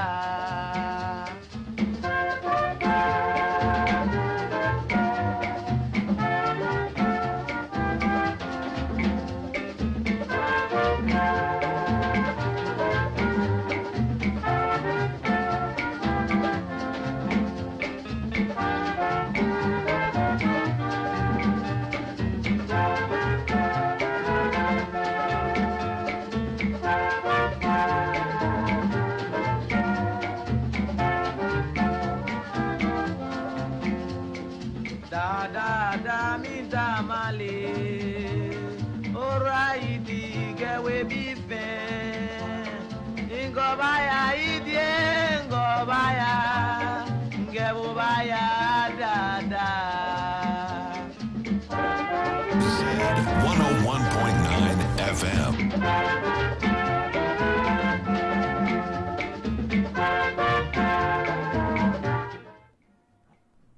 Still the focus on Z101.9 FM, your lifestyle, leisure, and business radio. For our spotlight segment today, we have, as I mentioned earlier, a gentleman who is causing great change in Ghana currently. I dare say that he's one of the upcoming change makers we've always been dreaming of. His name is Gideon Denjo. Gideon, you're welcome. Thank you, Kwaku. Thanks for having me. Right. So can you tell us who is Gideon and what is Gideon doing in our community? Oh, thank you. I think Gideon has a decade experience in the leather value chain. He started his journey when he was in the university as a way to take off the financial burden of his parents because he was the firstborn. And through that, he realized that there were other people within the community that could also benefit from his business. And so along the line, when he was studying, he realized that there was a material called conveyor belt as part of his engineering studies. And he realized that he could harness the potential of that material for the soles of shoes. And so that's how the whole brand Gideon started, and that is what makes Gideon Gideon. Right. So the name of the brand is Giddens. Giddens. Giddins. Yeah. Okay, now take us to your journey. I mean, so what do you do? Why did you come to the conclusion of doing that particular thing? And what has been your experience, doing business in Ghana? I think I've mentioned some. I was trying to take off the financial burden of my parents as a student and to live comfortably on campus. I'm sure we all on campus that we knew that there were certain things you couldn't just ask your parents for. So by campus, you mean the university? University of Ghana, yes. Okay. I did food process engineering. Okay. And so along the line, I was trying to look for ways and businesses I could do on campus. Okay. And interestingly, there was a course in my study, strength of materials. Okay. And there was a material called conveyor belts, which were mostly used by mining companies, manufacturing companies to transport one food product to the other. Right. But as part of their safety protocols, they had to discard some of them. Right. And I realized that looking at the robustness of that material, I could use that for the soles of shoes to sell to students because they were very strong and could last longer for students, right? Because students didn't really have money to buy shoes, not to talk of shoes that will not last. Okay. So I researched more on the material. I was in second year by then. Okay. I told my brother about it. So this was like a very young guy at that time? Yeah, I think I was 20. Right. Yeah. And told him to look for local artisans in Kumasi for me because I found a new material that I want to, try. So he had to do that for me. The following weekend, I traveled to Kumasi. I went to talk to the shoemakers. That, look, I need you to do this for me. I found this. Let's look for this and do that. And I think, interestingly, they were happy about it. We did the first 5 pairs, and I brought it to campus. I sold it to my course mate. I ordered for 20. It came within a week. I sold it. I ordered for another 20. I sold it within a week. Then I ordered for 65 pairs. Interestingly, at the time, I think Prof. Aite was the vice chancellor who said that now you can divide your school fees and pay half, and pay the remaining the following semester because parents were agitating that their fees were so high. Luckily for me, my parents had given me everything, but I took a portion of it to start the business. So that's how I started, and I plowed back the money into the business, and I was able to pay off the second part of my fees. I will say that the journey hasn't been easy, but I had a very strong, let's say, customer base on campus because they had interest in it, and it also served them well because they were able to use it for more than 2 years and beyond. And so that was how the whole idea of Gideon started. Right. Yeah. So it started as a shoe business. Yes. But then now what do you do? So it started as a shoe business. Then in 2013, 2014, about where there was a craze for trying to rebrand old bags and revamp old bags with African print. We moved into that space as well. So I could go to Makola to buy heels and old shoes and put African print on them because that was the craze in town. Yeah. Then we were taking old bags from women to cover them up because sometimes they had very nice bags, but because of the heat and some other things, they didn't want to throw them away. So we needed to give it another life. So that's how I also started with the bags. Then in 2017, we decided to do our own production from scratch. That's the bags from scratch, right? So we started doing from scratch also, you source the materials from here? Exactly. So we source the materials from here, from Kumasi, from Accra, any part. It's the job of some businessmen to just bring the materials, then you buy from them. It's actually into a problem. This is like the beginning of the operation Feed Yourself. Sourcing everything from here. Interesting, yeah. Exciting. Yeah. Yes. So in 2017, we decided to start our own production. Right. Even before 2017, we started to start our own production for the bags. For the shoes, we had started long ago. So that was how it started. Then we added more things. So shoes, bags. In 2018, we added belts. All right, because then when people came to the shop, they also wanted to add belts. So we added belts. Then in 2022, we added 2023 added kaftans and African print shirts to it. And so currently we have shoes, all forms of shoes, dress shoes, from Chelsea boot to Oxford to slippers to sandals, ahinema, then belts, all kinds of bags, duffel bags, laptop bags, school bags, every bag, handbags especially. And we have the African print shirt as well. So that has been our journey. These are the product portfolios that we have. That's interesting. And you do for males and females, or just males? Males and females. Wow. So we started with female slippers. That was our first 5 products. Then we moved into men. Oh, the business you started with females? Yes. Oh, okay. Female slippers. Okay. Yes. Then just 6 months into it, we started with men loafers for students, where we had to use the conveyor belt as the soles of the shoes. Then we had to use old denim and old, cordron to do the top of the shoe. So these were the very first shoes that we made for guys. And as at the time, I didn't even know anything sustainability. But when I got to third year, that's when we did environmental sustainability. Okay. And I realized that what I was doing before, I was just practicing ahead of what I was going to study. We were doing more of environmental sustainability, water waste management, treatment and all that. But then that also came into it. So that's how it started. That's very interesting. But also doing business as a young businessman, what challenges were you facing? I'll start off from school. I think I missed lectures. That I'll have to be frank with anybody. I missed lectures because I had to meet some customers, meet some people here and there, go and pick some things from VIP parcel office and all that. I missed that. But I think I kept a very good relationship with my TAs, and so at the point I had to go to them for all that. What I've also come to realize is that in as much as there's a little or no financial support for businesses, there are also not, maybe when we start an enabling environment for businesses and young businesses to thrive. That was in the beginning. But these days I could see that there are some form of support, either through incubators or what I would say enterprise support organizations, that of likes of InnoHub, MDF West Africa, and some other ones. Yeah. They are springing up, and so these days we are trying to take advantage of those things. But it's tough coming from a place where I didn't do business administration. I just did straight engineering. I know, yes, we did some form of psychology, sociology, and some other things. It was very hard to really, turn around the business to move at the light that I wanted it to move. But managing workers is one of the most difficult things that I've come to see, especially within our space. The leather value chain, the fashion industry. That's one major thing that we have come to see that is very difficult to work with.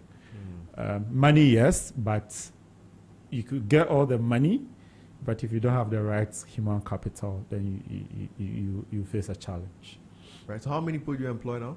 Currently, we are 12. We started at 1. We are currently 12. 6 are full-time and 6 are part-time. If you're to advise young entrepreneurs, now people say there's no employment.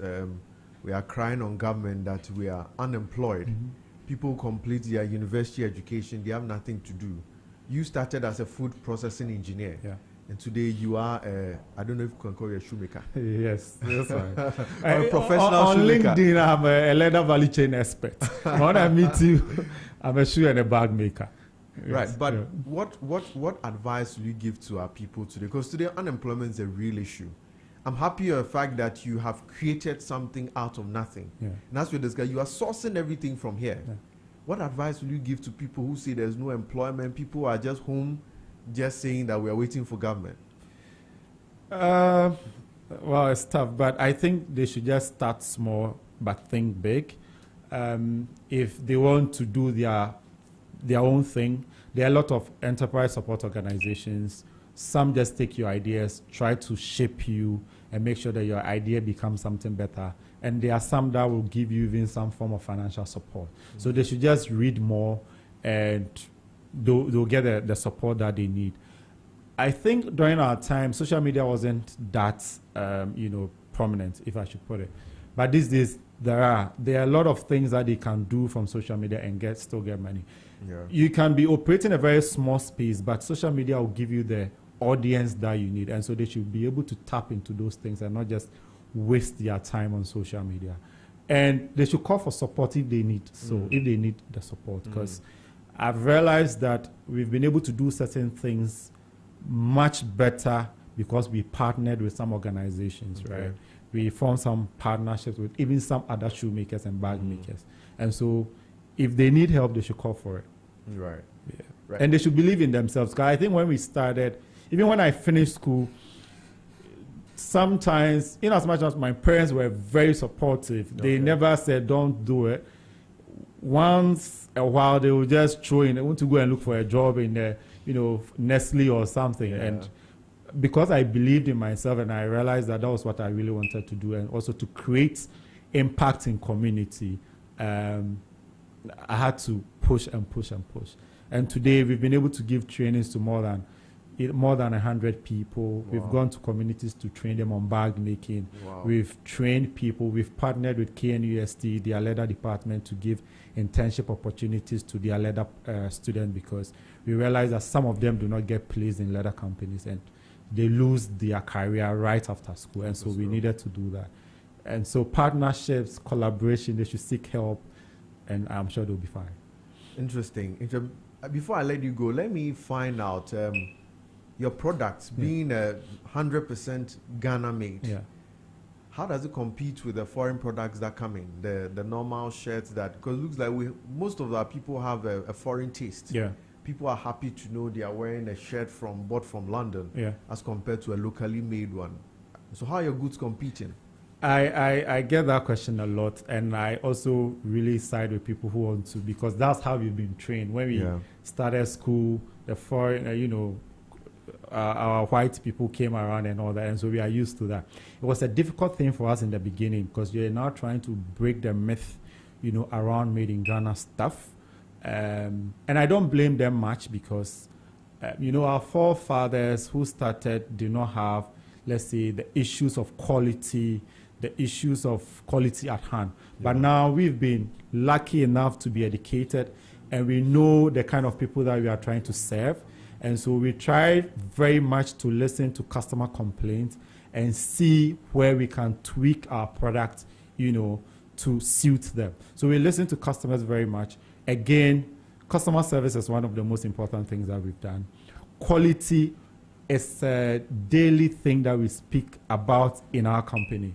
If we are doing 100 products today and we have a reject of 10, non-conforming product of 10, the next month or the next 2 months, we are trying to make sure that our next non-conforming product comes to like 5. Right. And that is the thing that we keep doing constantly. Right. And we try to do in-house trainings, for our people to be able to get abreast with quality. Let me end with a story.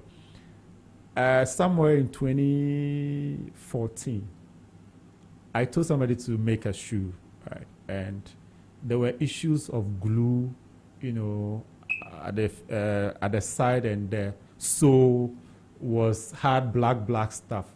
And I was like, look, this is not a shoe I can sell. And he said it in Twi, but in Pabwano, they could see for me. Why should I have to? Why do I even have to clean, the sole? Damn. And but I understood where he was coming from, right? Yeah. Because they are used to in Pabwana, then people come and pick it up and go and sell, And one day when I went to Kumasi, I bought a foreign brand and I took it to him, and I took one of ours and I put the 2 there. I was like, if you were given the chance to give these 2 shoes to the president of Ghana, which of the shoes will you pick and give to the person? He stood there for some seconds and he was like this. I was like, why? Then he gave me the attributes of the shoe. And so from that day, their mind decided to shift. Yeah. And that's where we've been able to build all those things. Right. And so quality craftsmanship is top of on our mind. But we realized that we had to go an extra mile to listen to customer feedback. Sometimes there were some products that maybe you bought that even you bought that had issues you had to bring. But I think how we responded to you made you come back, right? Yeah. So customer service too is one of the most important things. Right. And so that's how we've been able to do that. And we stay in touch with our customers. Right. Yeah. But you have some products here you can show to our cameras. Yes. So we have our laptop bag. Okay, if you can point it to the camera. Okay. This one? Yes. Yes, so we have our laptop bag. First, it wasn't like this. It was just one straight thing. Yeah. But we listened to customer. They were like, oh, I need to put my I laptop think here. this camera rather. I need to put my laptop here. I need to get something for my charger, extra things, my phone, and all those things. So you realize that this laptop bag has over 6 compartments. Right. One here, and 3 inside, and it's well padded. It comes with a shoulder strap, right? It looks very strong. Very strong. Prof, maybe you want to have a few. This is our female Kipolet, right? And it also has a shoulder strap that you can strap. And so, Oh, it's in it. yes, so this is leather. Right. All right, this is made of leather as well. Very nice finishing. Yes, we have the laptop pouches. So there are some people who just want to keep their slide in To their keep in their handbags. bags, yeah. Exactly. And we have something small that you can just hold. If you're tired of just putting them here, you hold it. All right. It's also well padded. And I didn't bring a shoe because I'm wearing one. I thought I could just show. But this is our traditional slippers, the Ahenema. We realized that they were so heavy. And these days, people want to connect with their traditional slippers, but they said that they were so heavy and they couldn't take it to work. So we had to think through to use lighter materials to make it light so that people could wear with their kaftans to work, church, and some traditional wear. So this is one of our latest, our Ahenema, which comes with the Jinyame symbols to, tell us more about our culture. So yeah, these are the products. And the top I'm wearing is one of our products, right? The top and the trousers. It's one of our products. And I have my belt on. So basically, these are the things that I brought today to show to the world, to let people know that Ghanaians, the Ghanaian artisan is capable of doing good things. We just need the right structures. We just need the right training from government or any institutions to partner with us to put the brand forward. So this is what Giddens is about. Right, but if we need any of these, where do we go to? Okay, so our physical showroom is it's adjacent to the University of Professional Studies around the Legon area. And we are on Instagram, Facebook, Twitter as Giddens Fashion. Giddens Fashion is Giddins, then fashion. It's a fashion. Yes, Giddins Fashion. Yes, it's a combined word, Giddens Fashion. And you can reach us out on 0243 811 094. 0243 811 811 094. 094. Yes. So the interesting thing about us is we offer white label services.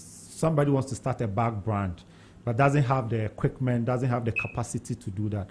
We use our showroom or our factory, which is at Oyarifa, to produce things for you. So we will sit you down, walk you through the process. You give us the design, we walk you through, then we produce for you, and you put your own label on it. Oh, is it? So let's say I want to start my clothing line or my shoe line. Exactly. With my name on it. You can customize it too. Exactly. So for now, we do that for bags and slippers. Interesting. Yeah. Interesting. So if you want to you can find you Giddens Fashion on Facebook, IG. Yes, Twitter. And TikTok. And TikTok, Giddens Fashion. And we want to call you 0243 811 094. Yeah. Okay. But somebody I've just received a message on, just that he's a startup. Okay. In fact, he's trying to start a business. What advice do you have for him? First of all, he should just register the business. That's what I would say. I don't know which business it is, but he should just register it. We have a lot of government organization, the Ghana Enterprises Agency. He can go there and go and get the support that he needs. There are enterprise support organizations like InnoHub, Growth Center, which is just around East Legon. They can take you through from scratch, from your idea stage to wherever you are. MDF West Africa 2 is there. Or you should just go online and just search for enterprise support organizations for Ghanaian startups. 2, if he's below the age of 35, there are a lot of opportunities for him. He should just Google, he will get a lot of things, right? And form good partners, friends here and there, and I'm sure he will be fine. Right, thank you. If you want to read Giddens, you can follow him on social media, Giddens Fashion, and you can also reach him on 0243-811-094. Prof, I'll give you an opportunity to give him some words of advice. Look, frankly, I'm just so impressed. I don't know what to say. Okay. And I'm saying that because for me, I see the beginning of something great, you know. This country's future lies in people like him who are thinking of producing. One of our biggest shortfalls in our development is the lack of production. What you are doing here used to be imported. Yeah. But if you're able to really expand this, improve it and all, then there'll be no need for imports, you see. So I commend you very, very highly. And I think, talking about Acheampong, one of the things he did that we haven't even spoken about is when he decided to deliberately support Ghanaian businesses. Right, the industries. Industries, Yeah. deliberately. So the Tata Brewery thing, the BMN something, all those big businesses that later on collapsed during Rawlings' time were businesses that were deliberately supported. So I wish government can find a way to pick individuals like this and build them up to become exporters. Because if he exports, it's for the nation, you see. So I wish you well, and I'm hoping the monies that government throws away, NEB, those money they give 10,000, 5,000 here, nothing comes back. But if you concentrate on individuals like you to build your business, become an exporter, then we can say this country is going somewhere. So I really commend you highly. Thank you, Prof. Thank you so much. Right, so we've been speaking with Giddens, and you can reach him on Giddens Fashion on Facebook, on Instagram, on X. You can also reach him on his number 0243-811-094. If you need any shoe, any bag, literally anything to clothe yourself, you can reach Giddens, and as he's able to supply your needs. And in fact, he can customize your slippers and clothing, right? Giddens? Bags. Slippers and bags. So if you need to see your name on your bag, just call 0243-811-094, and I can assure you your deal will be made. We'll take a very short break, and when we come back, we'll wrap up. Stay tuned.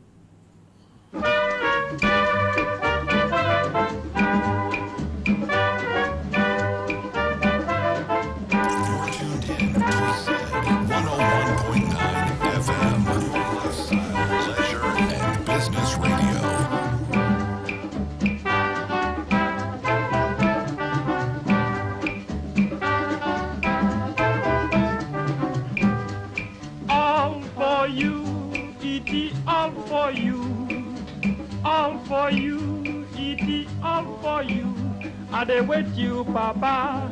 I dey wait you, Mommy. I dey wait you, Papa. Ooh. All for you, all for you, E.T. all for you, all for you, E.T. all for you, all for you, E.T. all for you, all for you, E.T. all for you. I dey wait you, Papa. I dey wait you, Mommy. I dey wait you, Papa. All for you. Zed 101.9 FM. All for you. All for you. E.T. all for you. We are still live on Z 101.9 FM, and it's still the focus. We've been talking about Ghana at 68. We've been looking at the governance systems. And Prof, we'll just take your final words so we can wrap up. Currently, the Constitution Review Committee, they are calling for views on the Constitution. And President Mahama, they just in fact, his speech at the Independence Day celebration was quite clear about the fact that the Constitution has served us well, but we'll have to take a relook at it.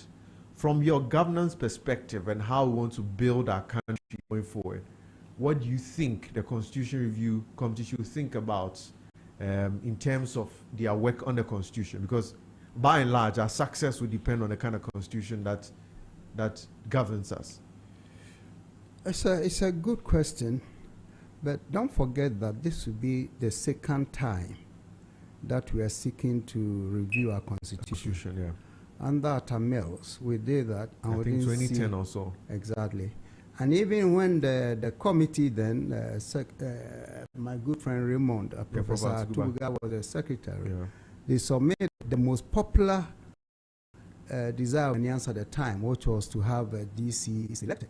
Was not accepted by the government. They rather came back and proposed alternatives. So I'm saying that if in fact this committee goes around and collect views and there's an overwhelming desire of people, government cannot set it aside. You have to do what the people want. Secondly, it's important that the committee also focuses on certain critical areas. I've seen their program. They are tour around the country in the areas they are soliciting inputs for. I think it's clear. Our presidents, I'm not talking about Mahama, the institution of the presidency is too much empowered. We need to look at devolving power to the local assemblies so that we can begin to see political actions at the local levels. We should allow local people to determine, to a large extent, their own development agenda. Government comes in with support, with help. We should introduce help programs. We can call it Operation Feed Yourself, but we need to begin to get people themselves to empower themselves to do things.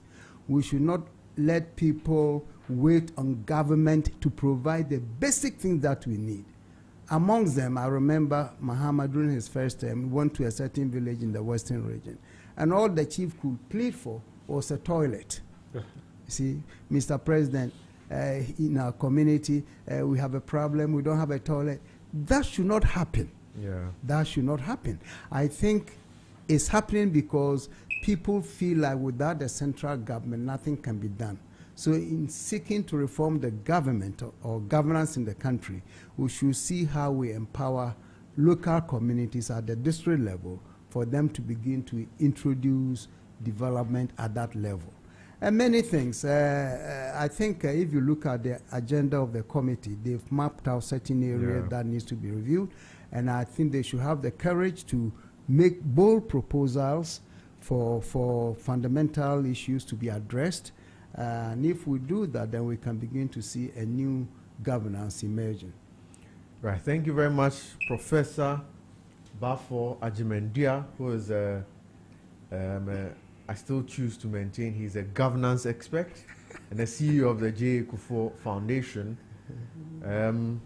It's quite clear that we have to empower our local communities, and maybe we have to bring back the Operation Feed Yourself that was implemented successfully by the Champon regime, so that we can fall back or cut down our heavy importation and reliance on external aid. In fact, my good friend, I will refer President Mahama to the book on the Champon. I quoted him and quoted his chief of staff, E.M. Deborah, not E.M., Julius Deborah. When they were campaigning towards the 2016 elections, Deborah specifically said, if we win, we will bring back Operation Feed Yourself. Oh, was it? I've noted it, and I'm holding him accountable to that statement that he made. Because if they're able to reintroduce Operation Feed Yourself, we're going to go a long way in becoming self-sufficient in things that we can produce. Very well. Thank you very much, Prof. And we're also joined by Mr. Bwedi from the GII. Many thanks to everybody who tuned in to listen to us. Thank you very much for your time. Thank you very much for the comments and contributions you sent to us. Still Z101.9 and the focus. I wish everybody the best. And as Heritage Man, please do well to rep Ghana successfully. If you want to rep Ghana, don't forget to call Giddens Fashion 0243 811 094. Thank you very much. Have a very good weekend and a good week, and we shall meet next week. God bless us all. You're tuned in to Z 101.9 FM, your lifestyle, leisure, and business radio.